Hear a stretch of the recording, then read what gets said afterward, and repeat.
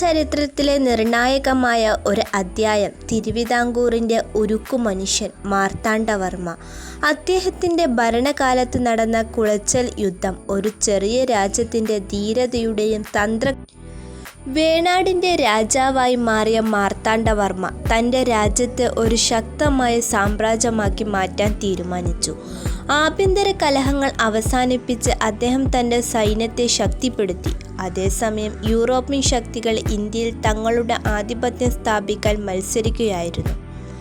അതിൽ പ്രധാനികളായിരുന്നു ഡച്ചുകാർ.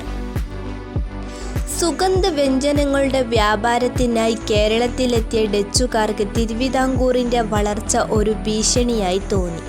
മാർത്താണ്ഡവർമ്മയുടെ കുത്തക വ്യാപാര നയങ്ങൾ ഡച്ചുകാരുടെ സാമ്പത്തിക താൽപ്പര്യങ്ങൾക്ക് വിഘാതമായി.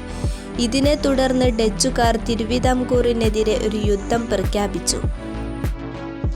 1741 ഓഗസ്റ്റ് 10 കുളച്ചലിൽ വെച്ച് തിരുവിതാംകൂർ സൈന്യവും ഡച്ച് സൈന്യവും ഏറ്റുമുട്ടി. എണ്ണത്തിൽ കുറവായിരുന്നിട്ടും മാർത്താണ്ഡവർമ്മയുടെ തന്ത്രപരമായ നീക്കങ്ങളും ജനങ്ങളുടെ പിന്തുണയും തിരുവിതാംകൂറിന് അനുകൂലമായി. യുദ്ധത്തിൽ ഡച്ച് സേനാധിപനായ ഡിലനോയിയെ തിരുവിതാംകൂർ സൈന്യം തടവിലാക്കി. കുളച്ചൽ യുദ്ധം ഇന്ത്യൻ ചരിത്രത്തിലെ ഒരു വഴിത്തിരിവായിരുന്നു. യൂറോപ്യൻ ശക്തികൾക്കെതിരെ ഒരു ഇന്ത്യൻ രാജ്യം നേടിയ ആദ്യത്തെ വലിയ വിജയമായിരുന്നു ഇത്.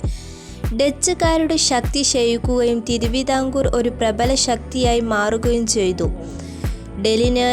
ഡെലിനോയി പിന്നീട് മാർത്താണ്ഡവർമ്മയുടെ വിശ്വസ്തനായ സേനാധിപനായി മാറി തിരുവിതാംകൂർ സൈന്യത്തെ നവീകരിക്കുന്നതിൽ വലിയ പങ്കുവച്ചു.